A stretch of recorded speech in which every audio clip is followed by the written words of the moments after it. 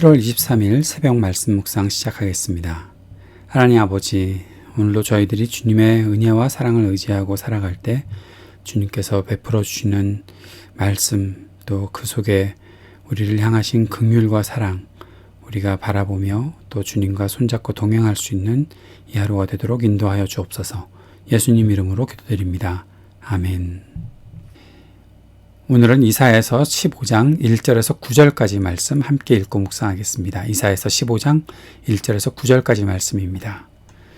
이것은 모압을 두고 내리신 엄한 경고의 말씀이다. 알이 망하는 그 밤에 모압이 망한다. 길이 망하는 그 밤에 모압이 망한다. 바잇과 디본 사람들이 산당에 올라가 통곡하고 모압 사람들이 느보와 메드바의 멸망을 보고 통곡한다. 모두 머리를 밀고 수염을 깎는다. 그들이 굵은 배로 허리를 동이고 길거리에 앉아 울고 지붕 위에 올라가 통곡하며 광장에서도 통곡하니 볼에 눈물이 마를 날이 없다. 헤스본과 엘르알레에서 불을 짓는 소리가 저 멀리 야하스에까지 들리니 모압의 용사들이 두려워 떨며 넋을 잃는다. 가련한 모압아, 너를 보니 나의 마음까지 아프구나. 사람들이 저 멀리 소알과 에글라슬리시아까지 도망치고 그들이 슬피 울면서 루힛 고개로 오르는 비탈길을 올라가고 호로나임 길에서 소리 높여 통곡하니 그들이 이렇게 망하는구나.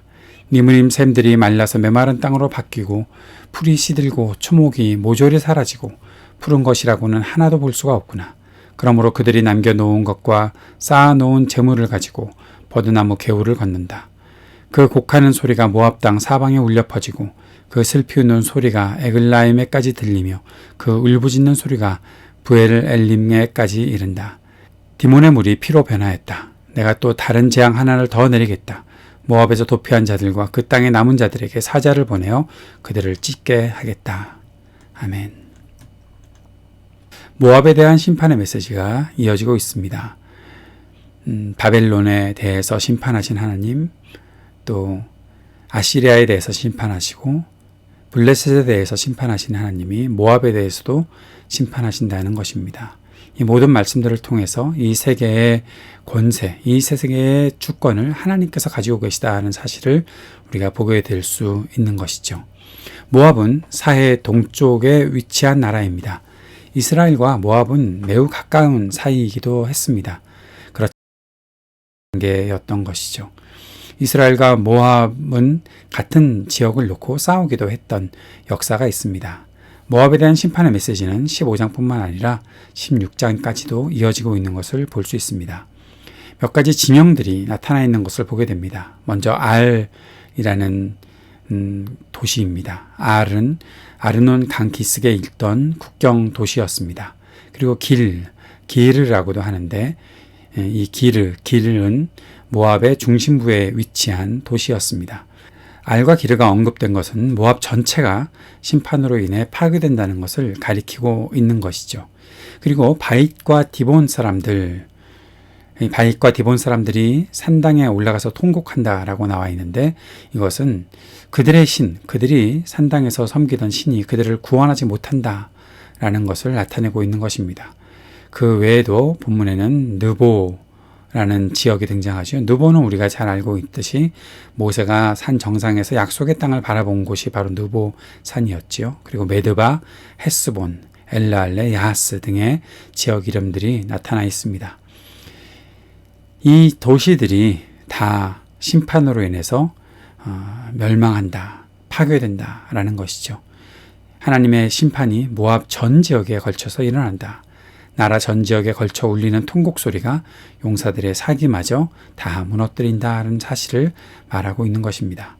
그런데 오늘 본문 말씀에서 우리가 특별히 주목해야 될 말씀이 있습니다. 5절 말씀에 가련한 모압아, 너를 보니 나의 마음까지 아프구나. 하나님께서 하시는 말씀입니다. 하나님께서 모압을 심판하시는데 하나님의 마음이 아프시다라고 말씀하고 있는 것이죠.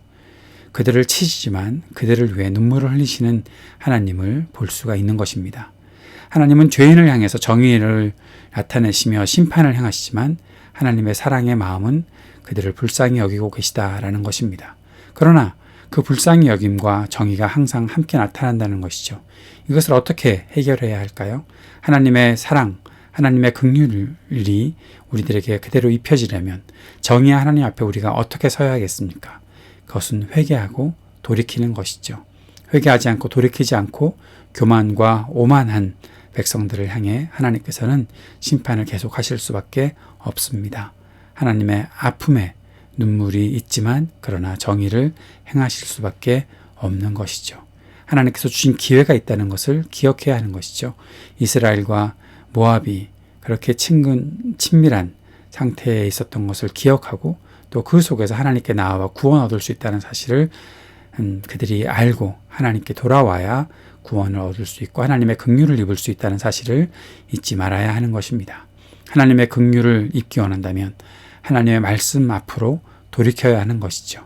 단지 자기들의 우상이 아무 힘도 발휘하지 못해서 그것 때문에 슬퍼하거나 또 자신들의 패망을 안타까워하면서 곡하고 있는 것으로는 그것 때문에 아쉬워하는 것으로는 아무런 은혜를 입을 수 없습니다. 하나님을 경외하는 마음으로 하나님께 와서 주님께 도움을 구해야 하는 것이죠. 자신들의 죄를 자백하고 주님의 긍휼을 구하는 자들에게 하나님께서는 구원의 길을 분명히 열어주십니다. 그렇게 약속하시는 분이 하나님이시고 그 심판을 행하실 때에도 눈물로 슬픔으로 그들을 긍휼히 여기시는 분이 하나님이시다라는 것입니다.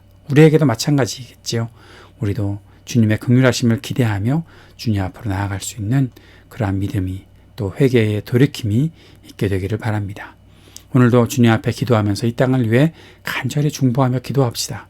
하나님, 이 땅을 주님께서 회복시켜 주십시오. 주님 긍휼히 여겨 주십시오. 주님 앞에 간절히 기도하고 이 코비드-19의 일들을 이겨낼 수 있도록 백신의 개발도 속히 이루어질 수 있도록 지혜 주시고 또 모든 사람들에게 인내와 절제를 허락하여 주옵소서. 간절히 기도할 수 있었으면 좋겠습니다. 또한 인종차별도 종식될 수 있도록 이 땅에 있는 사람들의 마음을 주님께서 움직여 주시기를 위해 간절히 기도합시다. 우리 교우들의 가정을 위해, 자녀들을 위해, 청년들을 위해 기도해 주십시오. ITA 이동열 선교사님, 이제 8월이 되면 IT로 들어가서 사역을 이어가게 되실 텐데 우리 ITA 이동열 선교사님을 위해서도 간절히 기도했으면 좋겠습니다. 우리 조국을 위해서도 기도합시다. 한반도의 평화를 위해서 간절히 기도하는 시간들을 계속 갖기 원합니다. 함께 기도하겠습니다. 주님의 도우심을 구합니다. 주님의 긍휼하심을 의지합니다. 우리와 함께 하시며 우리를 불쌍히 여기시는 주님을 바라보고 주님 앞에 회개하며 돌이키는 하나님의 사람들의 삶이 우리 가운데 있게 하여 주옵소서. 예수님 이름으로 기도드립니다. 아멘.